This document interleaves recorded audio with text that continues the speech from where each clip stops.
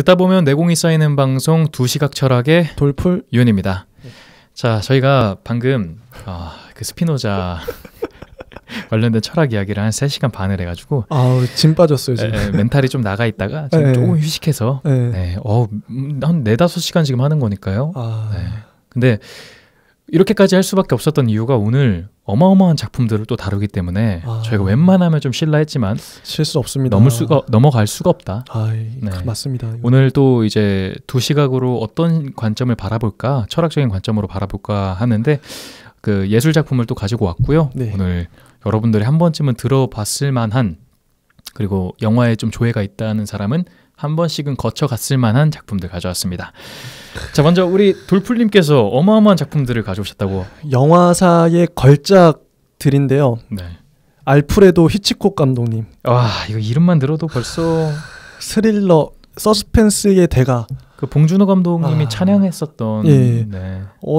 어느 단체에서 그 영화 감독 순위를 이제 매겼는데, 이거는 이제 모든 세계의 영화 평론가들, 그다음에 영화 감독들, 영화 종사자들을 대상으로 조사를 한 거예요. 설문을 받았는데 알프레도 히치콕 감독님이 1위를 했더라고요.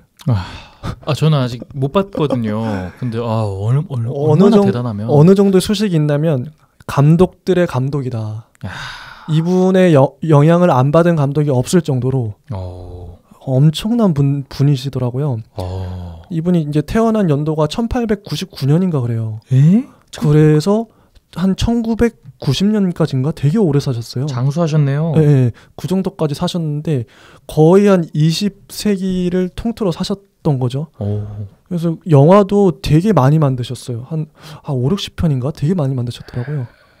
그 영국에서 좀 활동하시다가 미국 할리우드로 넘어가서 또 활동하셨고. 근데 이분 좀 제가 검색을 해보니까 생전에는 평가가 그렇게 박했대요. 그래요? 네, 아카데미 상도 공로상 하나 딱 타고. 그래요? 공로상도 수상 소감이 그냥 올라가서 땡큐 하고 내려왔대요. 워낙 자기가 한 맺힌 게 많겠죠.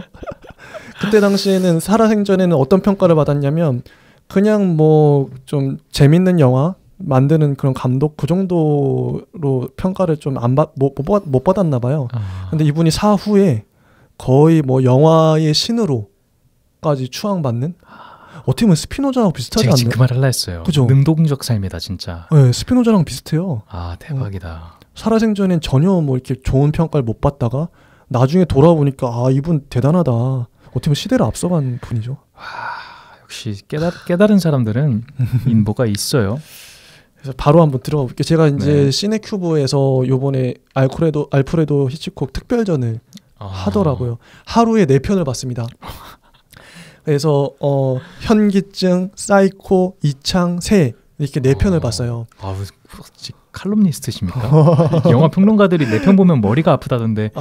엉덩이 아프고 그때 죽는 줄 알았어요. 진짜 졸면서 보기도 하고 힘들어가지고. 그 정도구나 진짜. 다 보고 나서 막 거의 몸살 나는 줄 알았어요. 근데 볼만한 가치는 있었어요 분명히. 이 4편이 이 히치콕 감독님의 대표작이더라고요. 제가 사이코는 진짜 많이 들어봤는데 나머지 작품들은 거의 생소해요. 그래서 오늘은 이 4편을 한 편 한 편 소개하는 그런 식으로 가면 좋을 것 같다는 생각을 했어요. 너무 좋은데요? 네. 근데 아직 그 윤님이 이걸 안 보셨다 그래가지고 제가 제일 싫어하고 혐오하는 게 스포일러예요. 왜냐면 남의 재미를 내가 뺏는 거거든요. 그건 어떻게 보면 절도죄보다 더 심한 저한되는 거래요. 느낌이 그렇지 않나요? 좀 강한데. 내가 느낄 수 있는 재미를 네가 감히 빼서. 시청자 여러분들도 공감하신 분이 분명히 많을 것 같아요. 네. 사실 저는 약간 그 정도까지는 아니어서 전 스포를 당하는 걸 또 좋아하는 측면도 있어가지고. 근데 히치콕 근데 그럴 만한 작품이 있고 아닌 작품이 있죠. 네. 이분 거는 반전이 또 있어요. 영화마다 좀, 반전이 또 유주얼 서스펙트 같은 경우에는 반전을 알고 보면 김 빠지잖아요. 그렇죠. 네. 전 진짜 이거 갑자기 이 생각하니까 막 열이 나네. 유주얼 서스펙트를 반전을 모르고 봤다면 그렇게 돌아가고 싶다. 그래서 트라우마가 있으시구나. 네, 트라우마가 있어서 그래서 저는 이제 오늘 스포일러 최대한 안 하겠습니다. 이해합니다. 네. 핵심만 제가 느꼈던 핵심만 이제 한번 얘기를 해볼게요. 남들 다 하는 얘기 말고 일단 이 사이코 얘기 먼저 해볼게요. 그 서스펜스에 대한 정의를 히치콕 감독님이 어떻게 하시냐면 네 사람이 포커를 쳐요. 네 사람이 모여서 포커를 치는데 그 테이블이 갑자기 폭발했어요. 네. 그러면 그걸 보고 있는 그 시청자들 어떻게 보면 관객들은 이게 뭐야? 뜬금없겠죠. 네. 갑자기 폭발하니까. 그런 장면이 하나가 있고. 근데 서스펜스는 뭐냐면 4명이 포커를 치러 앉기 전에 어떤 그 범죄자가 폭탄을 테이블 아래 설치를 해요. 근데 그거는 언제 터질지 몰라요. 째깍째깍 시간이 가고 있어요. 아니면 그 시간이 정해져 있어서 뭐 이렇게 시간을 보여줘요. 뭐 1분 후에 터진다. 그럼 1분 후에 터지는 걸 알고 있잖아요, 관객들은. 그 상태에서 포커를 치는 거예요. 네 사람이 앉아서 포커를 치다가 이제 1분이란 시간이 다 가기 전에 일어나서 이제 집에 가려고 그래요. 그 자리를 뜨려고 그러는데 그 순간 한 사람이 말하는 거야. 야, 이거 한 판 더 할래? 이게 서스펜스다. 그때 관객들은 그 조마조마한 마음을 느끼면서 그때 서스펜스를 느낀다는 거죠. 이게 그 고대 그리스 비극의 구조를 좀 띠고 있네요. 그런가요? 비극의 가장 요소 중에 하나가 독자들은 이미 결과를 알고 있어야 되는 거. 근데 그거를 좀 변형한 게 좀 느껴지네요. 저는 이 예시가 너무 좋다. 너무 좋은 것 같아요. 그 서스펜스라는 게 확 와닿았어요. 확 와닿아요. 네. 그래서 이 히치콕 감독님이 서스펜스라는 걸 가장 아니면 대표적으로 잘 활용한 감독으로 뽑힌대요. 저는 서스펜스의 핵심 요소가 뭐냐면 긴장이라고 생각해요. 긴장이란 단어. 얼마나 관객들이 봤을 때 긴장을 유지할 수 있냐. 사이코를 그 긴장이란 맥락에서 한번 제가 설명을 좀 제 감상평을 한번 얘기를 해보고 싶은데 그 얘기는 단순해요. 그 어떤 여자가 그 어떤 기업의 이제 비서로 있는데 4만 달러를 이제 입금하라고 그 사장이 이제 지시를 한 거예요. 그 여자 비서한테 4만 달러를 근데 여자가 들고 튄 거죠. 여기서부터 이제 서스펜스가 발생을 해요. 저 여자는 4만 달러를 왜 갖고 튀었을까? 그 궁금하기도 하고 어디론가 차를 몰고 막 가요. 중간에 이제 그 경찰도 만나고.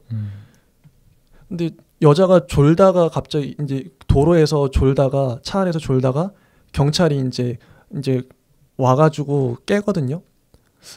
왜 여성분이 여기 졸고 계시나요? 어디 가지도 않고. 그래서 어떤 신분증 같은 거 보여달라고 그러기도 하고. 그때부터 이제 서스펜스가 발생하는. 이제 들고 튀고. 근데 경찰한테 언제 붙잡힐지 모르고. 근데 이 경찰은 좀 수상하게 여겼는지 여성을 미행을 해요. 근데 여성은 이제 운전을 하고 가면서 이제 중고차 딜러에 가가지고 차를 바꾸고. 근데 재밌는 게 미행하던 경찰이 차를 딱 세우고 여성이 그 중고차로 바꾸는 과정을 이렇게 멀리서 그냥 보고 있어요. 어쩐지 수상하다는 거죠. 현금으로 또 그걸 중고차를 또 사고.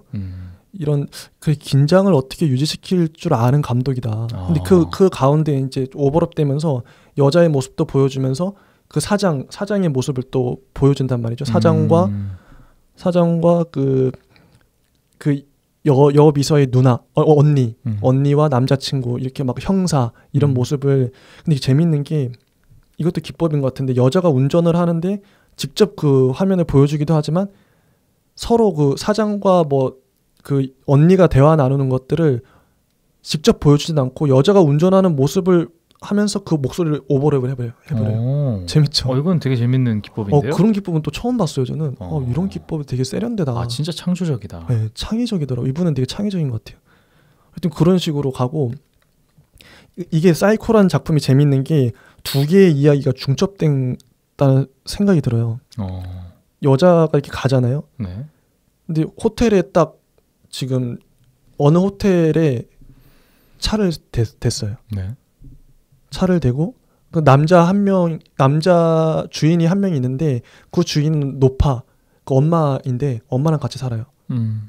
엄마랑 같이 사는데 여자가 샤워하고 있는 동안 여자는 이제 4만 달러를 그 신문에 싸서 놔두고 샤워하고 있는 동안 노파가 내려와서 여자를 죽여요.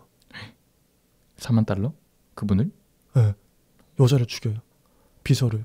이게 한 중간 정도 되는 지점이에요.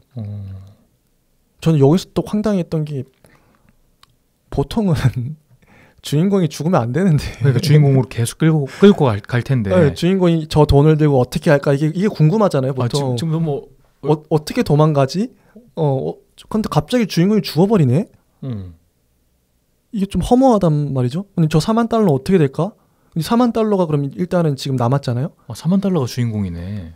근데 4만 달러가 어떻게 되냐면 그 남자 주인이 노파 자기 엄마가 죽인 걸 이제 변호하려고 어떻게 또 이제 좀 덮으려고 그랬는지 몰라도 여자를 잘 이렇게 싸가지고 여자의 차에 딱 트렁크에 싣고 4만 달러 그 든 것도 신문에 쌓아놨거든요. 신문을 그 트렁크에 넣어버려요. 그래가지고 늪에 빠뜨려서 없애버려요. 그럼 4만 달러도 사라졌어요. 그럼 뭐야 이게 좀 뜬금없잖아요. 갑자기 살인사건이 돼버리네. 네. 두 가지 이야기가 중첩된 건데 맞네. 주인공이 죽어버리고 4만 달러도 더 이상 안 나와요. 이거를 영화적인 기법으로 맥거핀이라고 하더라고요. 맥거핀이 뭐냐면 제가 봤는데 그 4만 달러인 거예요.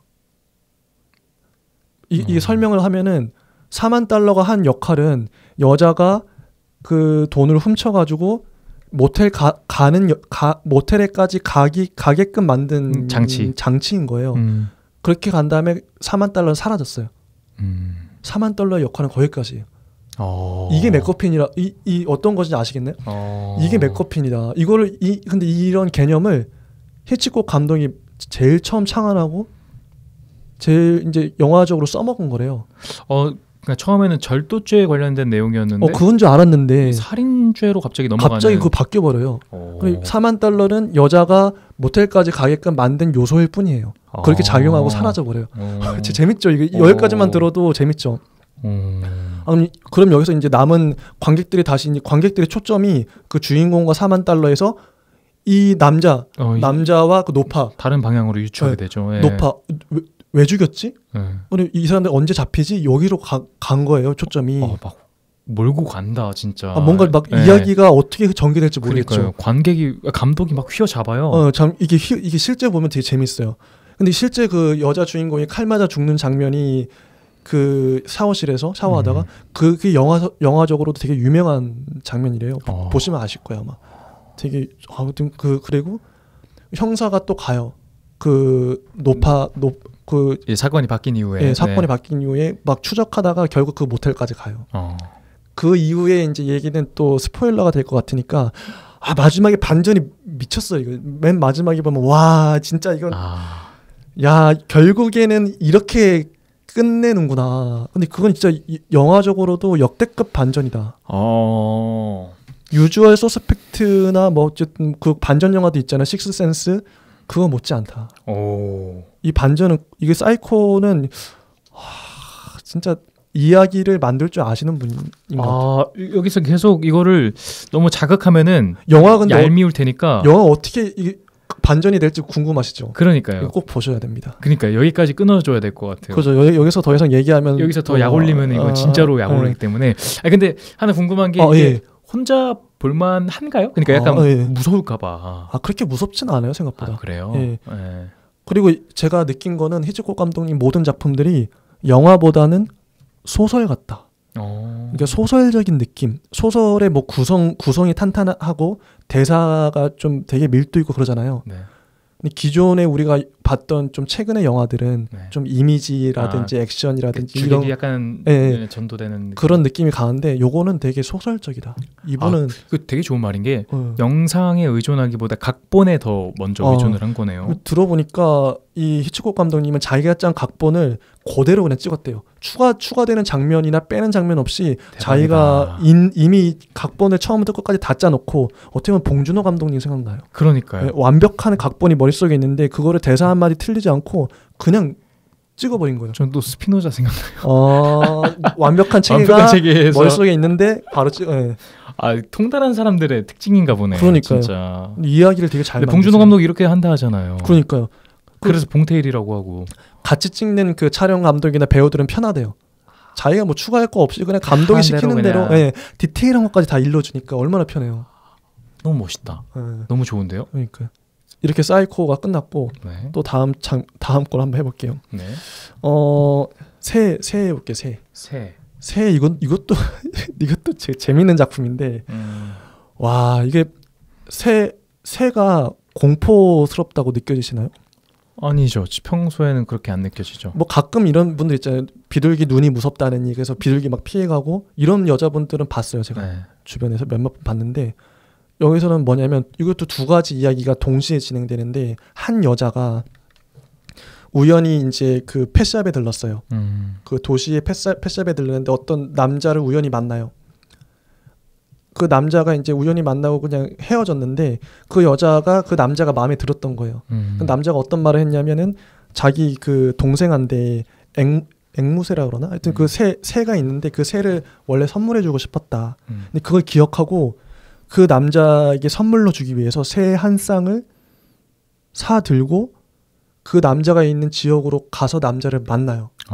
그게 이야기 단데 그 남자를 만나고서 벌어지는 이야기들인데 근데 이 이야기는 되게 간단해요. 그 여자가 갔는데 갑자기 새의 공격을 받아요. 날아다니는 새의 공격을. 머리를 공격을 받아서 머리에서 피가 나고 근데 이유는 몰라요. 근데 이 이유가 끝까지 안 나와요.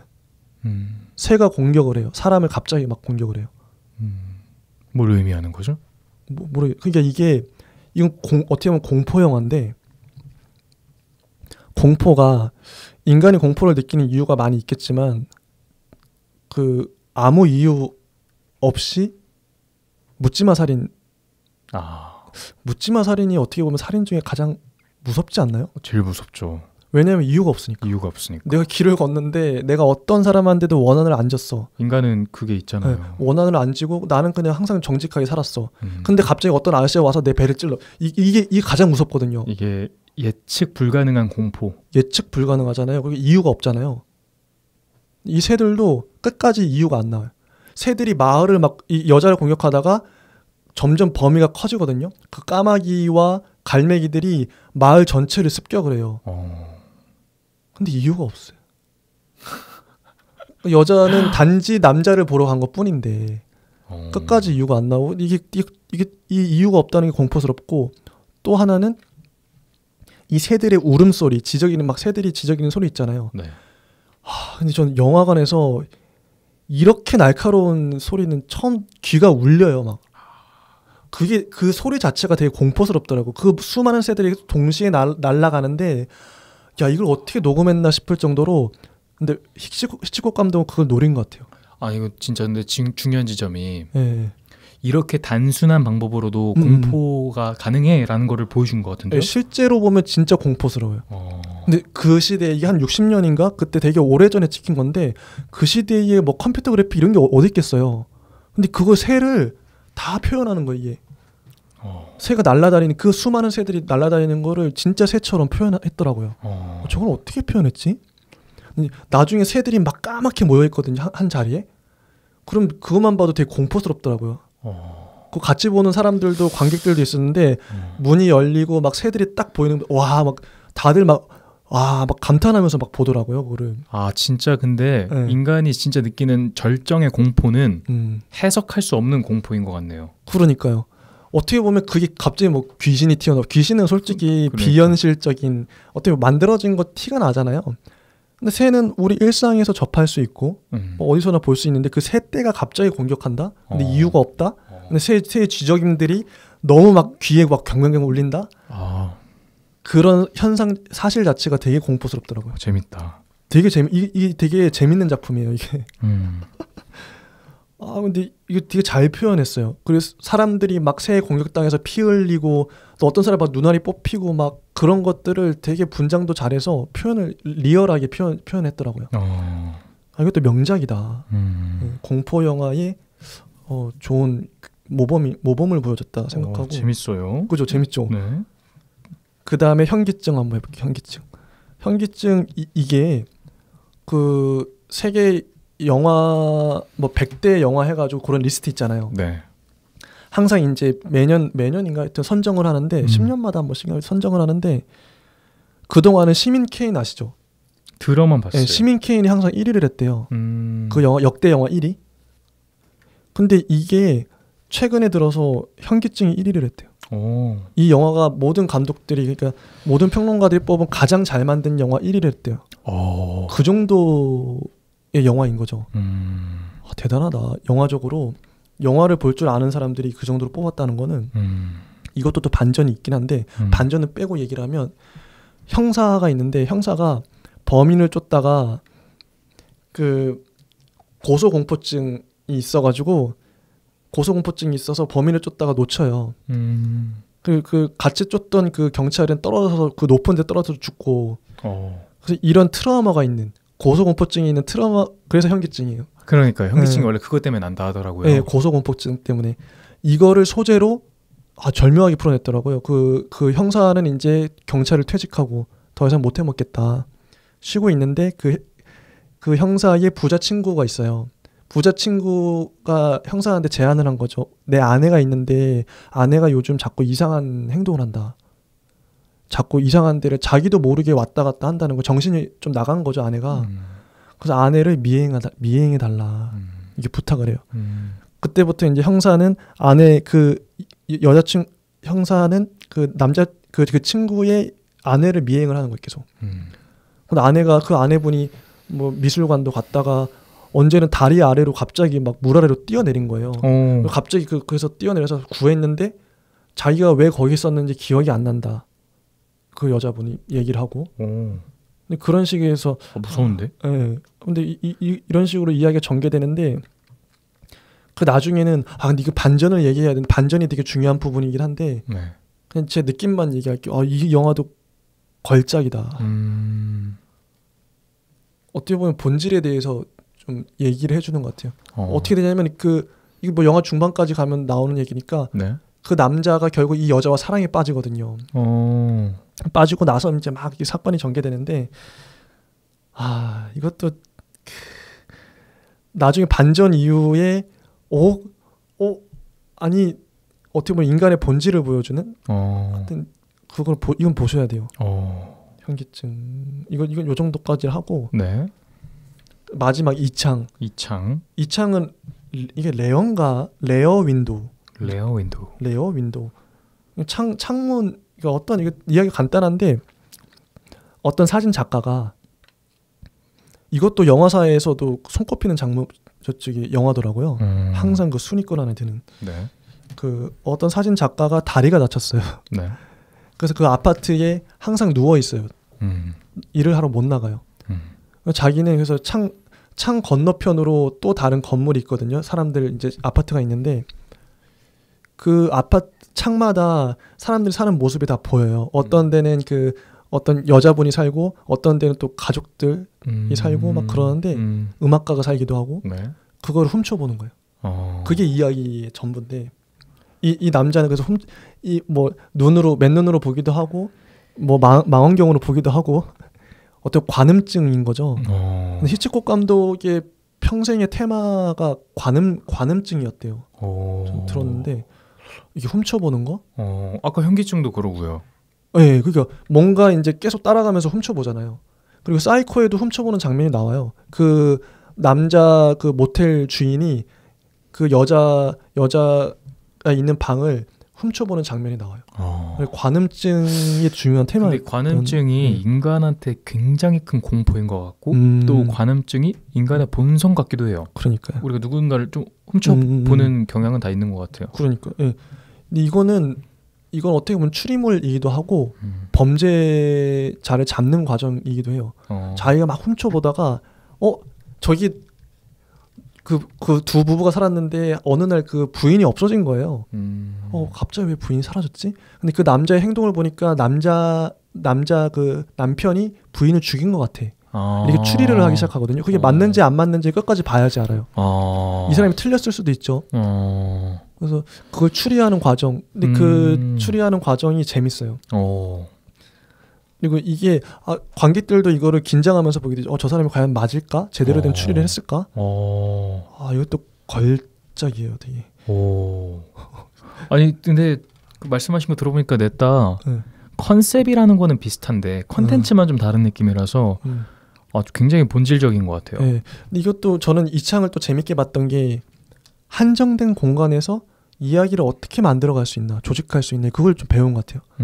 이 사람은 그 영화 시작부터 끝날 때까지 그 자기 방 안에 있어요. 아, 대박이다. 그 방 안에서 움직이질 않아요. 공간을 작게 잡았는데 끌고 간다는 게요. 그 작은 원룸 같은 공간에 그냥 뭐 자기 그 물리치료해주는 아줌마 왔다 가고, 그다음에 자기 여자친구 왔다 가는 게 다고. 근데 공간이 제한돼 있는데 또 확장되는 게 이게 자꾸 망원경이나 이렇게 눈으로 다른 층을 보잖아요. 그리고 카메라 그걸 보여줘요. 이게 재밌는 게 그 남자가 다른 새를 보고 있잖아요. 그거를 관객들이 또 보고 있는 거예요. 관객들도 그러면은 그 남자가 보는 거를 관음하고 있는 거예요. 이거 그래서 어떤 사람들은 그러더라고요. 영화에 대한 알레고리다. 비유다. 이거 영화 자체를 우리가 모두를 영화라는 거 어떻게 보면 훔쳐보는 행위일 수도 있는데, 누군가가 배우가 막 이렇게 연극하는 것들에 이건 영화에 대한 탁월한 비유다. 이런 식으로까지 누군가는 해석을 하더라고요. 맞는 것 같아요. 왜 감독들이 명작으로 뽑는지 알 것 같아요. 의미가 캐면 캘수록 깊더라고요. 그리고 기법이 장난이 아닌데요? 기법도 그렇고 컨셉도 그렇고 이야기를 전개하는 거. 저는 이야기 위주로 많이 보잖아요. 또 소설에 관심이 있어서 이야기를 잘 만들어요. 기똥차게.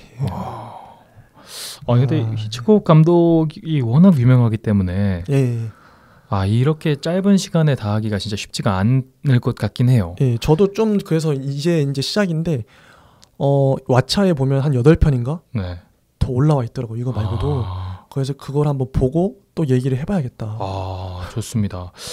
지금 딱 이야기를 잘 정리해 주셔가지고 제대로 얘기했는지 모르겠어요. 마지막 혹시 좀 종합적 서평을 해주신다면, 영화평을 한번 해주신다면. 히치콕 감독은 이야기를 만들 줄 아는 사람이다라는 느낌을 많이 받았어요. 네 편을 다 통틀어 보면서 이야기를 어떻게 끌고 가야 관객들이 지루해하지 않고 끝까지 긴장감을 유지할 수 있는지, 이분의 영화를 자세히 보면은 내가 좀 나중에 뭐 영화뿐만 아니라 어떤 컨텐츠를 만들든 뭐 소설을 쓰더라도 긴장을 끝까지 유지하는 법을 익힐 수 있겠다.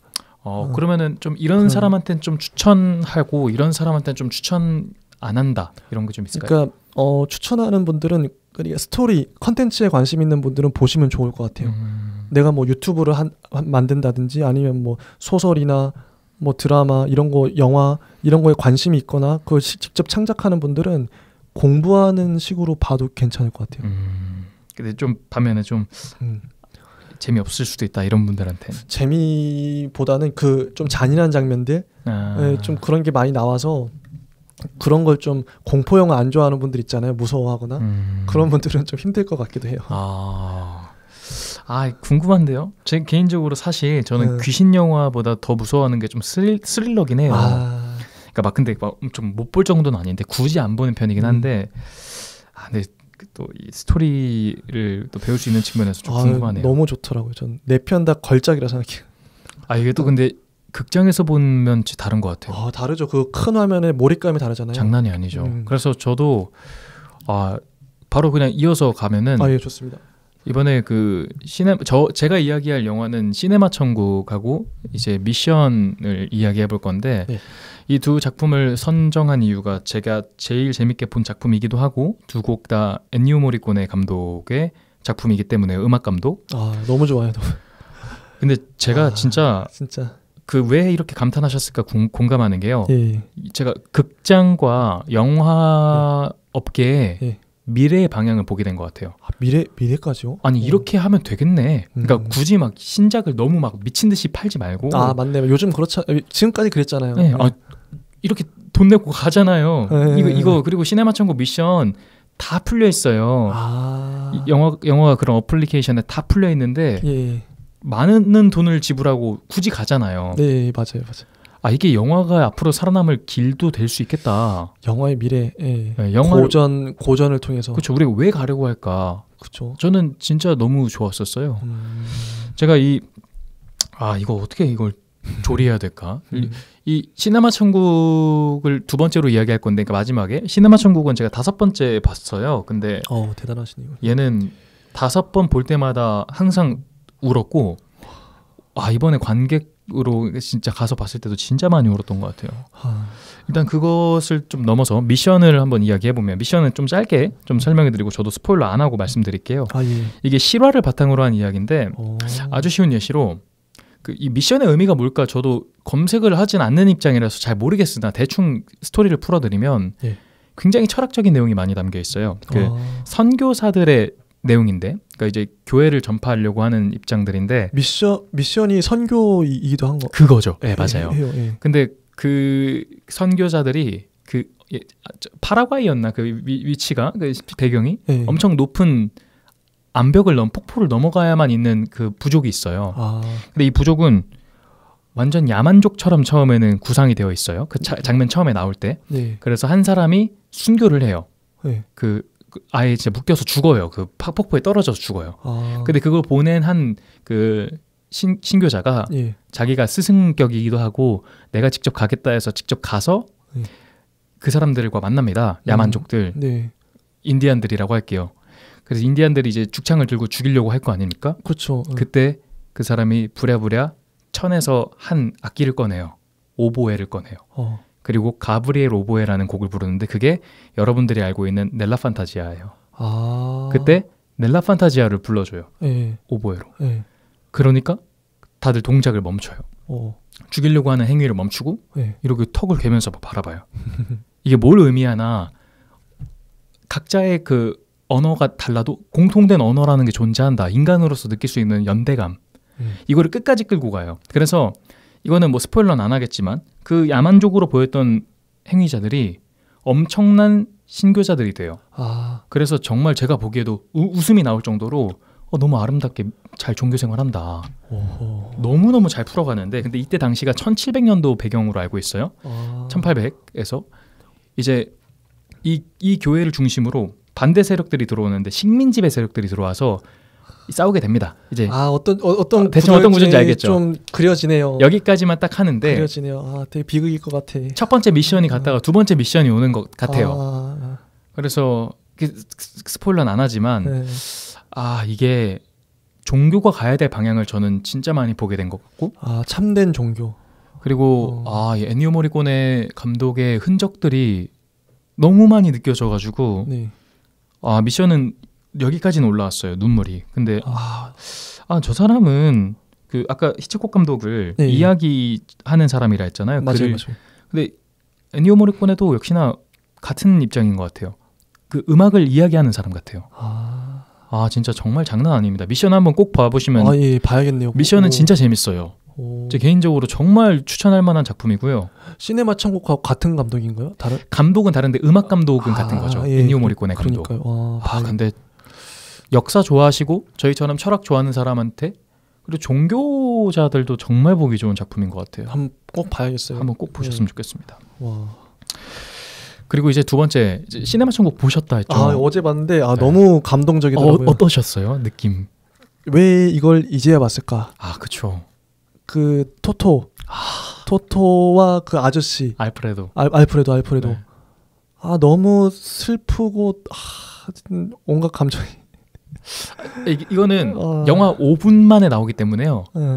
이거 사실 이 영화는 스포일러 자체가 무의미해요. 왜냐면 결론부터 나오는 작품이라서 그 처음에 5분 내 10분 내지에 결론이 다 나오거든요. 영화에. 맞아요. 알프레도가 이제 사망을 해요. 맞아요. 죽었다. 이제 그래서 토토가 성공한 영화 감독으로서 그 사건을 딱 듣게 되고 과거로 회상하는 게 이 영화의 전부입니다. 맞아요. 과거 회상이죠. 엄청 단순한 구조를 띈 영화인데 과거 회상이죠. 스토리 아주 짧게 설명드리면, 살바토레라는 이제 인물이 있어요. 이게 주인공인데 이제 별명이 토토예요. 이게 토토, 우리 뭐 누구 막 별명 부르듯이. 근데 이 살바토레 여기 전체 영화 구조가 이탈리아를 배경으로 하고 있어요. 맞아요. 이탈리아 그 시칠리아 쪽인가 봐요. 완전 시골. 이탈리아 원래 북부가 좀 발전되어 있고 남부가 이렇게 되어 있다 하던데 완전 시골 동네라서 변하지 않는 동네. 그래서 이 변하지 않는 동네에 그때 당시 뭐 전쟁도 일어났을 때라서 막 되게 사람들이 보수적이고 되게 바보가 되는 구조의 삶이에요. 맞아요. 근데 이 살바토레가 유일하게 놀이거리를 찾게 되는데 그게 바로 영화입니다. 그때 맞아요. 당시에 모든 그 마을의 동네 사람들의 놀이거리는 영화였는데 저는 이게 이 시네마 천국이라는 게 되게 많은 의미를 함축한 중의어다 느꼈던 게 그때 당시에 그 사람들에게 시네마, 영화는 천국이었다. 모두를 연결시켜주는 별의별 사람 다 나오죠. 그래서 그렇구나. 예. 어제 신부님도 나오고, 되게 많이 나와요. 정신병자도 나오고, 좀 부자도 나오고, 학생도 연령을 다 초월해서 거기 하나에서만큼은 다 같이 웃고 떠들잖아요. 지금은 그런 모습이 없잖아요. 맞아요. 현대 사회에선. 어떻게 보면 하나의 마을 공동체를 보는 것 같은 느낌. 맞아요. 너무 가족 같은 느낌. 거기서만큼은 다 연결을 시켜버려요. 근데 같이 웃고 같이 울고. 맞아요. 근데 그게 저는 그 장면 아까 말했듯이 그 전 작품 이야기할 때, 그러니까 전에 그 철학 방송 이야기할 때도 행복한 걸 보면 좀 우는 편이거든요. 근데 거기서 진짜 울컥하더라고요. 다 같이 웃는 모습이. 맞아요. 그걸 앞으로도 할 수 있을까? 지금은 그렇지 않으니까. 네. 근데 이제 그 옛날 영화는 그 막 필름을 막 돌리고 막 이렇게 하는 사람이 뭐 영화사라고 그 사람이 있었을 거 아니에요. 네, 맞아요. 그 사람이 그 알프레도라는 아주 그 사람 너무 이렇게 불쌍하게 생겼지. 아저씨가 되게 순박해요. 너무 순박하게. 네, 너무 순박해. 너무 좋은 친구이자 아버지의 역할도 해주고. 맞아요. 아버지가 없죠. 아버지가 없죠. 토토 아버지가 전쟁에 나갔는데 안 돌아오시잖아요. 네, 맞아요. 근데 그 알프레도의 지혜가 그 정말 가슴에 쑤시고. 이거는 뭐 줄거리가 정말 특이한 케이스가 아니에요. 그래서 줄거리를 소개해봤자 재미가 없을 겁니다. 그래서 그냥 감상평으로 말씀드리면. 네. 저 영화에서 그 일기에서도 썼던 내용인데 한 줄 평으로 말해보면 우리는 흔히 인생이 영화 같았으면 좋겠다고 생각하지만 사실 인생은 영화다. 이런 느낌이 들더라고요. 이 시네마 천국을 보면 굉장히 담백해요. 네. 엄청 우리가 막 무슨 요즘 막 추격물이던가 그런 거 보는 것처럼 미친 듯한 연출이 생기지가 않고 매우 담백하고 아주 일상적 구조로 가거든요. 맞아요. 그걸 보면서 우리의 삶도 이 영화랑 정말 다를 게 없는 것 같다. 슬픔도 있고 뭐 기쁨도 있고 거기서 비극적 구조도 있고요. 막 막이 갑자기 전개돼서 애가 살바토레가 갑자기 나이 먹고 이런 장면 다 있거든요. 그래서 제가 5번째 봤을 때 깨달은 지점이 이 감독은 이 여기다 인생을 다 담으려 했구나. 맞아요. 그 토토의 인생이 다 나오더라고요. 그렇죠. 네, 노년까지 다 나오더라고요. 어렸을 때부터. 뭐 내가 그 인생을 대신 산 것 같은 느낌? 이거 진짜 영화 보면서 완벽한 정의인 것 같아요. 네. 뭔가 저는 이 영화를 한마디로 정의하면 아련하다? 진짜 아련하다. 맞아. 내가 이탈리아에서 산 적도 없는데 마치 그 시대를 살았던 것 같은 느낌이 드는 거예요. 제가 이런 느낌을 언제 받았었냐면 그 써니라는 한국 작품이 있어요. 네. 근데 1980년대 그 정도잖아요. 제가 갓난아기 때였고 제 가장 최근에 기억하는 90년대부터밖에 없어요. 그럼 내가 알지도 못하는 그 시대를 나는 왜 그리워하고 있을까? 이거 와. 누가 이게 댓글로 썼더라고요. 나는 그 시대를 산 적도 없는데 그게 그리운 거예요. 전 흑백 영화 시대에 살지 않았거든요. 분명히 이탈리아에 살지도 않고. 근데 이 영화를 보면서 그 시대의 그 시절이 그리운 거예요. 영화가 그 감흥을 끌어내잖아요. 근데 저는 이런데 그 시대를 직접 살았던 사람들은 얼마나 그게 울컥하겠어요. 그게 진짜 정말 대가들의 방법인 것 같아요. 그러니까 그 시대가 난 그게 되게 그리워지는 느낌? 진짜 맞아요. 네. 내가 거기 투영되어 있어. 감정이입을 하게 되고 내가 토토가 된 느낌이 드는 거예요. 이 슬픔은 이건 진짜 슬픔인 것 같아요. 맞아, 이거는 맞아. 억지로 울리려고 하는 작품이 아니에요. 심파 이런 거 요즘 사람들 안 좋아하잖아요. 그쵸. 억지로 막 눈물 지었자는 거 의도가 보이니까 사람들 감독의 의도가 보이는 순간 돌아서거든요. 히치코 감독이 아까 이야기하셨던 것처럼 가지고 놀아야 되는데. 그러니까 그건 완전히 감독이 가지고 놀더라고요. 관객들을. 그죠. 네, 그게 느껴졌어요. 대단하시다. 진짜 정말 많이 느껴요. 근데 걸작의 공통점이자 특징은 그거 같아요. 감독이 인간의 본질을 잘 이해하고 맞아요. 네, 인간의 본질을 그냥 담담하게 보여주고 있는. 이 시네마 천국 게다가 꽤 길거든요. 영화가 길어요. 2시간? 네. 예전 영화치고는 되게 긴 편인데 이 영화는 진짜 아련하고 말씀하셨던 것처럼 내가 왜 살바토레의 감정을 그대로 느끼고 있지? 맞아요. 왜 그러지? 그래서 그런 장면이 나와요. 그 영화 후반부에 보면은 이게 살바토레가 엄청난, 우리로 따지면 예를 들어 봉준호 감독이 된 거예요. 그래서 토토라고 불렸었던 별명을 가졌던 그 마을의 어른들, 그러니까 이제 그렇게 불렀던 어른들이 이 살바토레를 어려워하는 거예요. 이 살바토레가 그 사람들 쳐다보는데 막 눈 피하고. 맞아요. 그런 장면 나와요. 이미 유명해졌으니까. 그래서 살바토레가 가가지고 그 영화관 극장 옛날에 그 주인장에게 왜 저를 피하세요? 이러니까 왜 어려워서 하니까 넌 이제 너무 유명해졌잖아. 이러는데 저는 그때 일단 눈물이 엄청 나더라고요. 여기서 왜 눈물이 났을까 생각을 해보면 살바토레 입장으로 투영했을 때 내가 뭘 놓치고 살았던 걸까? 네, 이러려고 성공한 것은 아닌데 그러니까. 나는 성공을 대신하여 뭐를 잃어버린 걸까? 약간 이런 그 내적인 공감선이 막 이루어지고 또 하나는 이제 그냥 공통된 감정으로서 내가 이 순수함을 잃어버린다는 게 이런 기분인 건가? 약간 이런 감정들이 들더라고요. 옛날에는 그냥 나를 막대하고 여러 가지 격식도 없고 규칙도 없는 삶이었는데 어느 순간부터 격식과 규칙과 이런 것들이 막 갖춰지면서 내가 옛날에 바라봤었던 어른의 삶, 내가 바라봤었던 그 아주 그 규칙적인 삶, 내가 이제 거기에 너무 자연스럽게 배겨져 있는 그 모습이 너무 슬픈 거예요. 그게 어떻게 보면 지금 그 과거에 살아본 적도 없는데 내가 과거를 그리워하는 것처럼 우리가 미래를 아직 살지 않았는데 나의 20년 후 30년 후에 성공한 모습을 그 영화를 통해서 미리 대리 체험하면서 정확해요. 그죠? 체험하면서 내가 토토처럼 저렇게 될 수도 있겠구나. 그럼 사람들이 나를 이렇게 우러러보고 피하고 어려워하고 그게 슬픈 거죠. 그런 장면 자체가 이해가 가요. 이해가 가요. 네. 그리고 저는 이 영화에 진짜 엄청난 기여를 한 게 엔니오 모리코네 감독이다. 음악을 빼놓을 수가 없어요. 전 놀라운 게 뭐냐면 한 곡밖에 안 나와요. 맞아요. 네, 그 전체 구조가 거의 같거든요. 한 곡이 변조되면서 막 슬픈 장면에도 쓰이고 제가 그 말 하려고 했습니다. 기쁜 장면도 쓰이고 소름 돋는다. 아니 이게 가능해? 근데 이게 그 곡이 되게 귀에 꽂히거든요. 미션도 마찬가지거든요. 근데 이 곡을 근데 누구나 알 거예요. 이 영화를 안 봤어도 이 곡은 누구나 들었을 거예요. 들어봤을 법한 한 번은 거예요. 들었을 거예요. 네. 한 번 들으면 꽂히기 때문에 이 명곡을 근데 제가 시내 21이라는 잡지를 보는데 거기서 이제 어떤 이제 음악을 그분이 아마 그 기생충 음악 감독이었을 거예요. 정재일 씨인가? 그분이 했던 그 인터뷰 기사를 최근에 읽었는데 그분이 그러더라고요. 자기는 엔니오 모리코네를 이제 상상하면서 인터뷰를 한 것 같아요. 자기는 음악 하나를 갖고 그렇게 다양하게 변조해서 쓸 수 있는 게 그 정도 경지로 아직 못 갔다. 근데 그 기생충만 보더라도 그 상황마다 음악이 달라져요. 근데 보통 대부분의 영화들이 그렇죠. 상황마다 음악을 다르게 쓰죠.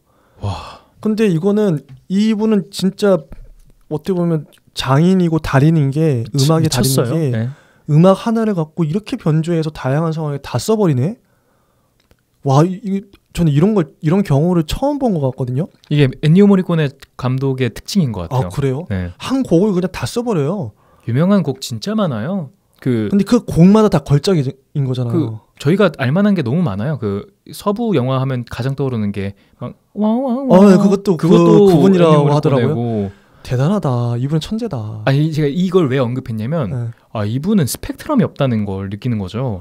어떻게 그런 그 러브 어페어 영화에서도 엄청 유명한 음악도 했고 그 원스 오브 어폰 아메리카 영화를 직접으로 보진 못했지만 그 영화 한 3시간 넘는데 장난 아니에요. 걸작이에요. 근데 이거 말씀하셨던 지점 하려고 했던 게 저는 그 영화에서 한 주인공이던가 스토리를 끝까지 끌고 가는 건 봤는데 음악을 끌고 가는 거는 처음이거든요. 음악은 보통 배경음악으로 가버리잖아요. 그러니까 사이드잖아요. 기억도 안 나고 솔직히. 근데 제가 원래 음악을 했었었는데 예전에는요 보컬이 뛰어난 음악을 되게 좋아했어요. 보컬이 압도적인 음악을요. 보통 저도 그런 것 같아요. 보컬이 잘 들려야 돼. 근데 이게 조금 거만한 말이지만 음악을 어느 정도 듣게 되다 보면은 이제는 사람들이 왜 클래식을 좋아하게 되는가랑 왜 인디 음악을 좋아하게 되는가가 이 지점이라고 봐요. 그래요? 조화로움이 재밌어지기 시작해요. 조화. 저는 그래서 이제 보컬리스트가 뛰어난 곡들을 웬만하면 안 듣는 편이에요. 그래가지고 그것도 이해가 가네요. 이해가 가죠.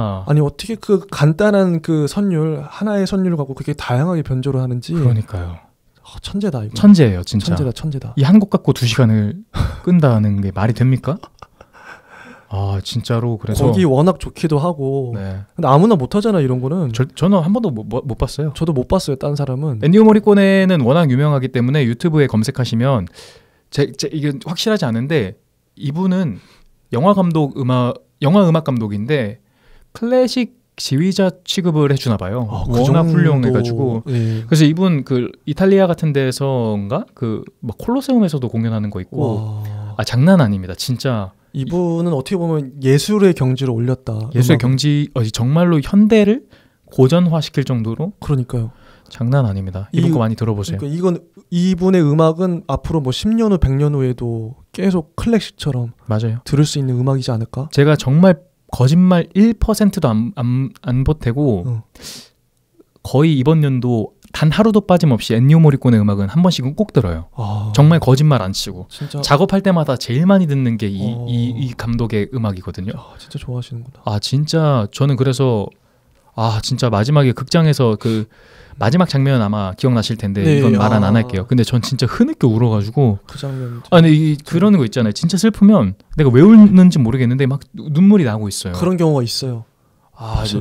너무 아련하다. 그러니까 진짜 그 말이 딱 맞는 것 같아요. 왜? 나 왜 그립지? 내가 왜 저 이탈리아의 얼굴 구조도 좀 다르고, 아니 직업도 다르고 나이도 다르고 이 모든 게 다른 저 살바토레의 감정을 내가 대체 왜 느끼고 있어? 이거를 진짜 많이 느낍니다. 전 또 마음에 들었던 게 그 어린 토토 걔 귀엽잖아요. 아니 얼굴도 어떻게 그런 배우를 뽑았을까? 연기 너무 잘하잖아요. 네. 알프레도. 그러니까 걔 자체가 너무 귀여운 거예요. 그 얼굴 상도 그렇고. 너무 귀여워. 너무 귀여워, 잘 뽑았다. 너무 잘 뽑았어. 네. 그리고 그 다음에 청년기 넘어갈 때도 좋아요. 너무 좋아요 다. 근데 그 진짜 그 알프레도라는 그분, 역할이 어마어마하게 매력 있는 지혜로운 캐릭터예요. 맞아요. 그분이 근데 실제로는 거의 영화에서는 못 배운 사람으로 그 막 검정고시 같이 치잖아요. 그 토토랑 같이 시험 친단 말이에요. 네, 같이 시험 친단 말이에요. 전 그때 되게 울컥했거든요. 왜냐면 그 알프레도 아저씨가 나쁜 표현이 아니고 정말 불쌍하게 생겼어요. 거기서. 근데 그게 너무 서글픈 거예요. 왜냐면 이제 토토가 초등학교 1학년도 안 되는 그런 지점인가 봐요. 엄청 쉬운 건데 막 어른들이 야간 학교식으로 이렇게 몇 명이 들어와서 시험을 칩니다. 맞아. 근데 이 토토라는 아주 꼬마 아이가 푸는 문제도 알프레도가 막 못 풀어. 안절부절 막 진짜 막 정말 똥강아지 마냥 이렇게 막 해요. 낑낑대요. 그 장면이 너무 서글픈 거예요, 진짜. 이 알프레도의 삶이. 그래서 토토한테도 나중에 그러잖아요. 너는 이 일을 하면 안 돼. 나처럼 되면 안 돼. 바보가 돼. 네. 못 배운 사람이나 하는 거야 하면서 그래서 어떻게 보면 결국 이제 토토를 도시로 보내죠. 이렇게 막 보낸 것도 다시 돌아오지 마. 절대 돌아오면 안 돼. 그런 이유도 자기처럼 살면 안 된다고. 그러니까. 근데 그 마음이 이해가 되면서도 참. 그러니까 이게 또 우리가 누구나 그 토토, 그러니까 즉 살바토레의 그런 경험, 그런 감정들이 조금씩 다 있기 때문에 더 그리움을 느끼게 되는 것 같아요. 아예 동떨어진 감정이 아니고 우리도 막 성공을 해서 맞아. 막 성공하는 이유가 처음에는 굉장히 선명하고 선한 동기였는데 어느 순간부터 이게 내가 왜 이렇게 살려고 했던 건지 까먹는. 토토 근데 그 얘기도 하면 좋을 것 같은 게 그 여자친구 또 엘레아였나? 네. 있었는데 여자친구 또 좀 사귀었다가 나중에 어쩔 수 없이 헤어졌던 못 보게 된 것 같은데 그렇게 되고 나서 토토가 이제 도시로 가고 결국 성공은 했지만 그 여자 같이 지내는 여자가 매번 바뀌고 엄마가 전화할 때마다 잠자리 여자로 엄마가 전화할 때마다 그래서 엄마는 야 그 여자들은 너를 진짜 사랑하지 않는 것 같아. 한 번도 이젠 좀 이 어미의 꿈은 그거다. 사랑하는 사람을 만나서 가정을 이뤘으면 좋겠어. 그 말도 전 되게 그 인생이라니까요. 그리고 그 지점 좋은 게 그 전 대사에 그런 게 나와요. 그 실타래 이렇게 하다가 풀고 가는데 뭐 불편하진 않았니 하니까 아유 뭐 1시간 만에 이제는 뭐 비행기 타고 왔는데 그러니까 엄마가 하는 말이 난 그 왜 이렇게 슬픈지 너 왜 이렇게 예의 차려? 예. 편하게 하렴 이러는데 근데 진짜 저는 그 말이 너무 진짜 일상 같다 이건 진짜. 토토가 한 30년 되게 오랜만에 돌아온 거죠. 30년 만에 돌아왔죠. 근데 이게 근데 또 생각해 보면 우리가 지난 시간에도 고향 어떤 얘기 했었잖아요. 굳이 그 벤자민 버튼. 벤자민 그거 할 때도 벤자민 버튼이 그때 당시에 굳이 떠났어야 된다 이런 얘기 했었잖아요. 네, 맞아요. 떠났다가 막 온갖 산전수전을 하다가 어렸을 때 어린 나이 돼가지고 다시 돌아왔어. 네. 굳이 저렇게까지 할 필요가 있어? 서로 불행하고. 근데 저도 그런 똑같은 맥락에서 토토가 떠나서 성공하고 그랬는데 결국 토토의 삶은 행복해졌냐? 성공한 거밖에 없어 솔직히. 맞아요. 그리고 아저씨하고도 헤어지고 아저씨도 평생 토토를 찾았다 그러잖아요. 그러면은 둘이 불행해요. 떨어져 있어서 평생 못 보고. 아니 중간에 좀 들르기도 하고 아저씨가 그렇게 말했어도 좀 이렇게 소통하고 왔다 갔다 하면서. 그러니까 이게 중요한 지점인 것 같은 게 저는 굳이 그래야 했나 싶어요 솔직히. 이게 여기서 우리가 봐야 될 거는 그거라고 봐요. 그러니까 우리는 누구나 그 살바토레인 그 토토 같은 삶에 그런 동기가 있다. 그러니까 성공하고 싶어하는 그게 다 있다고 봐요. 어떻게 보면 정확히 말하면 자기의 꿈을 이루고 싶은 영화 감독이 되려면 도시로 가야 돼. 자기의 꿈 그게 맞는 것 같아요. 근데 저희가 이 영화를 통해서 제일 좀 각인했으면 좋겠다 싶은 거는 약간 자신의 처음에 꿈은 매우 선한 동기고 좋은 동기일 수도 있겠지만 그렇죠. 제가 요새 물리학에 꽂혀 있다 보니까 그 질량 보존의 법칙이란 말이 참 대단한 게 에너지는 소모하는 게 아니거든요. 에너지는 변환되는 거잖아요. 보존되잖아요. 이 에너지가 다 쓰이는 게 아니고 바뀌는 거잖아요. 그러니까 이게 그 낙차 폭포가 떨어지는데 그 폭포가 떨어지는 힘이 위치 에너지가 전기 에너지로 막 변환된다. 그렇죠. 근데 그 힘 그 동일하잖아요. 그 에너지가 보존되잖아요. 그죠. 되게 놀랍다. 근데 그 지점처럼 우리가 성공이라는 에너지를 높여버리면 어떠한 에너지는 분명히 손실된다. 그 말도 맞네요. 인생에서. 그래서 그러네요. 내가 원해하는 게 정의하자면 내가 원해하는 게 그 성공의 에너지만을 극도로 높이는 삶이면은 그렇게 살아도 괜찮아요. 근데 만약에 그게 아니고 이 에너지, 그러니까 내 사랑하는 사람들과의 이 삶, 관계 이런 것들도 나한테 중요한 에너지면은 이거에 미치지 않았으면 좋겠다. 근데 실제로 그냥 시간만으로 봤을 때도 내가 성공하려고 하는 뭐 자기개발이라든지 직장에 투여하는 시간이 많으면 많을수록 당연히 직장에서는 성공할 확률이 높고 이게 위로 승진할 확률이 높겠죠.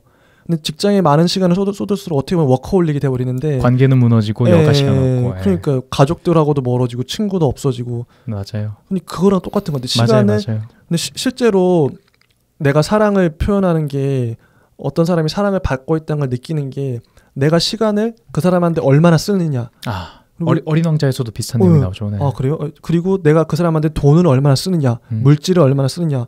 이게 그 사람의 사랑을 정확하게 나타내는 그 물질의 양으로, 시간의 양으로 보여주잖아요. 그런 맥락에서 생각이 되는 것 같아요. 토토는 집에 안 돌아가고 가족도 안 보고 그 아저씨도 알프레도도 안 봤으니까 거의 100%의 시간과 자기의 에너지 그 에너지로 쓴 거죠. 네. 성공하는 데 다 써버린 거예요. 그리고 자기한테는 그래서 토토는 성공은 남았어. 결국엔 영화 감독이 됐지만 유명한 그 아저씨 잃고 가족 잃고 그 수많은 30년의 시간을 어떻게 할 거예요. 그게 근데 또 현대인의 자화상 같아서. 맞아요. 대부분의 그 직장인들. 그러니까요. 우리 아버지들 뭐 이렇게 모습이 그렇죠. 뭐. 그래서 그게 또 진짜 제가 말했지만 그 토토는 어마어마한 얼굴들을 담고 있는 게 거기에는 진짜 현대인의 그 비극적 그 업무의 삶도 있고요. 그리고 또 가족을 떠나보내는 사랑하는 사람을 떠나보내는 얼굴도 있고 많은 감정들을 띠고 있어요. 그래서 저는 저런 삶은 되진 말아야겠다. 그래서 저도 이번에 보면서 또 겹치어서 배우는 점을 마지막으로 서술해 보면 그 동양 철학하고 서양 철학의 관점에서 다르다고 하는데 그 사랑이라는 말이 다르대요. 그 서양의 사랑은 러브고 동양은 사랑애잖아요. 근데 이게 다르다. 이제 동양 철학가들의 말로 의하면 사랑애가 훨씬 더 지혜롭고 뛰어난 뜻을 갖고 있다. 왠가 봐보면 이 영화 접점이 비슷하더라고요. 서양에서 말하는 러브, 사랑의 본질적인 의미는 주다를 갖고 있대요. 주는 게 의미를 갖고 있어요. 근데 동양 철학의 사랑, 애자의 그 사랑은 아끼다래요. 그러니까 뭔 말이냐면 토토는 둘 다 뭐 좋은 사랑이지만 주는 것만 한 것 같아요. 그 엄마의 집을 토토가 해준 거잖아요. 너 덕분에 집이 더 좋아졌단다. 주는 건 했죠. 그쵸. 근데 아끼는 사랑은 하진 않았던 것 같아요. 아낀다는 거는 정말 아끼는 거잖아요. 정말 그 말 그대로. 이거 또 말로 표현할 수 없는 부분인 거죠. 어떻게 보면 관계를 잘 맺는 것도 있겠죠. 아껴주려면. 아껴준다는 거랑 준다는 거랑 진짜 다르거든요. 맞아요. 예를 들어 내 자식이 있을 때 이 자식을 주고 싶은 마음만 갖고 있으면 이거는 굉장히 내 입장에서 굉장히 일방적 사랑으로 될 수 있는 문제점이 생겨요. 폭력이 될 수 있겠죠. 그쵸? 나 주고 싶어. 막 얘한테 막 덜렁덜렁 막 뭐 매주고 막 너무 맛있는 것만 자꾸 주고 막 절대 막 어디도 해코지 안 받게 막 경호원 붙여주고. 어떻게 보면 그래서 부잣집 아이들이 엇나가는 경우가 많은 게 주는 거죠. 그러니까. 근데 주는 것도 사랑의 일환은 맞아요. 근데 그게 아니고 그거보다 한 차원 높은 개념은 제가 생각하기에는 아끼는 거예요. 맞아요. 그래서 그 아이가 내가 막 이만큼 주고 싶어도 이 아이의 미래의 삶을 봤을 때 이거는 좋지 않은 선택인 것 같다라고 하면은 아껴줘서 이만큼만 주고. 그리고 내 앞에 리모컨이 없고 저 아이 앞에 뭐 리모컨이던가 물이 있지만 얘가 고생하지 않았으면 좋겠다. 내가 그냥 갔다 올게 라고 하는 거. 그리고 우리 특히나 부모님, 저희가 가족한테 참 잘하는 게 어렵잖아요. 부모님이 가끔 이제 저는 그렇게 생각하는 게 부모의 위치가 바뀐다, 보호자의 위치가 바뀐다 생각해요. 어느 순간부터 부모님이 스마트폰이던가 이런 걸 막 물어봐요. 현대적인 구조를. 저희도 그래요. 어머니가 항상 물어보시더라고요. 그때 이제 부모의 위치가 바뀌었다는 생각을 할 때가 있어요. 우리가 가르쳐주게 되잖아요. 자식들이. 그렇죠. 근데 제가 진짜 어긋나고 잘못됐다 생각한 게 이 사랑을 주다라고만 생각하면은 막 카네이션 달아주고 막 뭐 선물해주고 이럴 거예요. 근데 그게 아니고 저는 거기서 어머니가 아버지가 이렇게 물어봤을 때 대충 대하는 그걸 좀 귀찮아하는 저의 모습을 보고 저도 그런데 이거는 아끼지 않는 거다. 저도 그랬어요. 이건 진짜 내가 아끼지 않는 사랑이구나. 맞아요. 나는 그냥 줄 줄밖에 모르는 거였다. 아끼자라고 하고 진짜 많이 바뀌었거든요. 맞아요. 어떻게든. 그래서 이 관점이 참 중요한 것 같은데 이 시네마 천국을 통해서 여러분들이 주는 사랑과 아끼는 사랑의 차이도 느껴봤으면 좋겠다는 생각이 들고 참 많은 얼굴을 담고 있어서 한 줄로 서평하기 어렵습니다. 영화평을. 다양한 인물들이 나오는데 그 특징들이 너무 좀 되게 웃긴 것도 있고 그 사람들마다 특징들이 맞아요. 그리고 이 광장은 내 거야 막 이런 사람들 나오잖아요. 맞아요. 되게 웃기더라고. 전 동네 바보 형이 어딘가에 한 명쯤 있었던 것 같아요. 그 향기. 네, 동네 바보 형. 맞아요. 너무 웃기더라고. 그래서 이게 진짜 캐릭터들 인생 같은 영화 그리고 영화 같은 인생의 작품입니다. 저는 또 이루어지지 못한 첫사랑.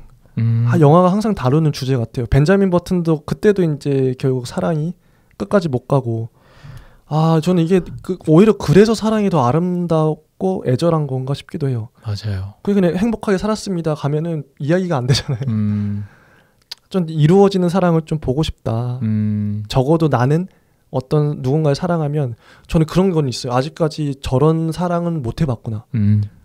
저렇게 내 마음에 꼭 드는 정말 절절한 그런 사랑을 해보고 싶고 그리고 그런 사람을 만난다면 헤어지지 않고 싶다.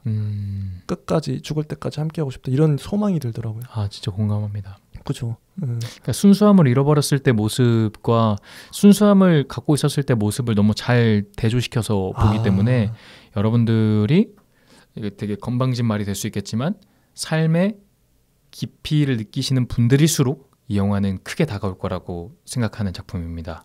맞아요. 그래서 좀 나는 평상시에 조금 연출적인 측면을 좋아하는 분들에게는 되게 재미없는 작품인데 이 영화를 진짜 삶처럼 이야기처럼 가져가고 싶다 하시는 분들한테는 근데 저는 이야기적인 맥락, 연출적인 맥락에서도 이거 잘 만들었다. 제 친구가 보고 자더라고요. 그래? 근데 그건 취향의 취향의 차이고 이 음악을 즐길 줄 알고 그 스토리에 빠져들면 이게 잘 수가 없다. 맞아요. 잘 만들어서 구조도 잘 짰어요. 맞아요. 이게 세 명이서 같이 봤었었는데 옛날에 제가 이때도 세 번째 봤을 때거든요. 근데 한 명은 자고 저를 포함한 두 명은 울었어요. 그러니까 진짜 이거 진짜 좋은 작품이에요. 이게 이 영화를 인생 영화로 뽑는 분들이 은근히 많아요. 저도 그 중에 한 명이고요. 그럴 수밖에 없는 영화 같아요. 이걸 보면은 뭐 사랑에 대한 아련함도 있고 뭔가 그 어린 시절을 자극하는 추억을 자극하는 것도 있고 다양한 감정들이 막 솟아오르기 때문에 그럴 수밖에 없는 것 같아요. 여러 번 봐도 괜찮다. 이거는 진짜 여러 번 봐도 괜찮습니다.